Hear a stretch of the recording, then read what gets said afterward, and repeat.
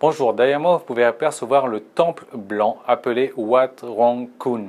Donc il est situé à Chiang Rai, à ne pas confondre donc avec la ville de Chiang Mai, qui ça reste une petite ville située dans le nord de la Thaïlande, pas très loin de Chiang Mai d'ailleurs.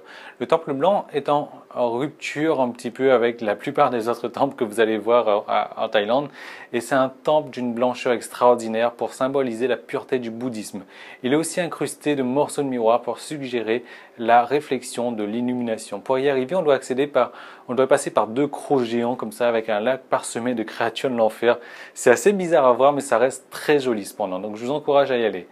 Dans cette vidéo, je voudrais vous parler du ton à adopter, de la vitesse de votre speech à adopter quand vous faites des vidéos, parce qu'il ne faut pas croire que pour faire des vidéos, il suffit de parler à un rythme normal comme ça. Il y a quelques aménagements spécifiques à faire et je vais vous en parler tout de suite. Simplement, juste avant de rentrer dans le vif du sujet, j'ai créé une deuxième vidéo juste en dessous dans laquelle je vous donne toutes mes astuces pour arriver à créer des vidéos avec un rendu vraiment professionnel. Je vous parle du matériel à avoir, de la manière de vous positionner, de la manière de positionner aussi votre matériel et de vous positionner votre caméra.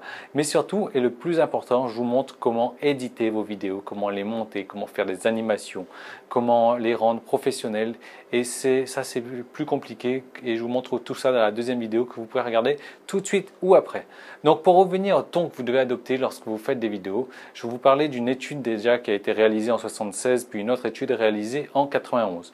Mais avant ça, je vais vous parler du ton à adopter quand on fait des vidéos. Donc il est important de ne pas chercher à faire sérieux dans la vidéo que vous faites et ne pas utiliser des mots compliqués que votre auditoire ne pourrait pas comprendre.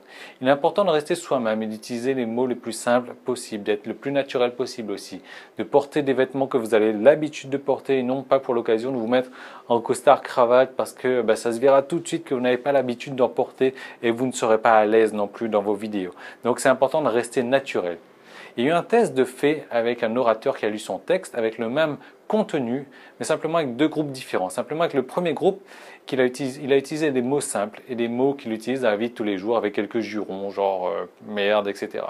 Et le résultat, c'est que ce groupe a donné plus de crédibilité à cet orateur-ci.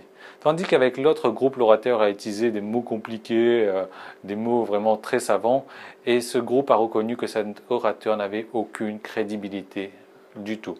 Donc l'idée, c'est de créer une relation personnelle, amicale avec votre public de manière à mieux vendre par la suite. C'est plus simple à créer, en plus c'est plus simple à faire un contenu quand vous y allez comme ça de manière amicale. Et en cas d'erreur, inutile de revenir dessus et d'éditer sa vidéo, quoi. Donc restez simple, restez naturel, utilisez des mots simples, gardez votre style de tous les jours dans vos vidéos et ça vous réussira bien mieux comme ça. Maintenant, je vais vous parler des deux expériences qui ont été faites.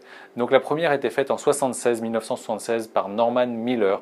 Norman donc a décidé de lire le même texte à deux audiences différentes, mais a décidé de parler à des vitesses différentes. La première audience, donc la première vitesse, consiste à parler à 195 mots minutes, ce qui correspond à parler très très vite. Le résultat, c'est que l'audience l'a trouvé plus convaincant, a trouvé qu'il avait plus de confiance en soi, était plus intelligent, plus objectif et avait plus de compétences. Et le deuxième groupe qui s'est mis à parler à 102 mots minutes, donc je ne sais pas ce que ça donne, mais ça ressemble un peu à ça, à un neuneu qui parle, un abruti qui parle, et le résultat est que le groupe pense qu'il manque de confiance en lui, qu'il n'était pas très intelligent, qu'il n'était pas objectif dans son discours et qu'il n'était pas compétent du tout. Voilà, donc l'importance de parler rapidement dans vos vidéos. Par contre, en 91, il y a eu un autre test réalisé par Stephen Smith et David Schaeffer et les résultats de cette fois-ci ont été complètement différents. Mais par contre, ça vient prouver que quand on parle à un public averti, à des convertis, plus on parle lentement, plus on va attirer leur attention aussi. Donc l'idée c'est ça, c'est sur votre page de vlog, sur votre site, dans vos vidéos, de parler rapidement. Et dans votre produit, quand vous faites un produit cette fois-ci, de parler plus lentement. Parce que ce sont des personnes qui sont déjà vos convertis, ce sont des personnes qui vous connaissent déjà et qui ont déjà confiance en vous. Donc, il faut parler lentement dans vos produits. Voilà, donc ça c'est le ton à adopter pour vos vidéos sur votre site.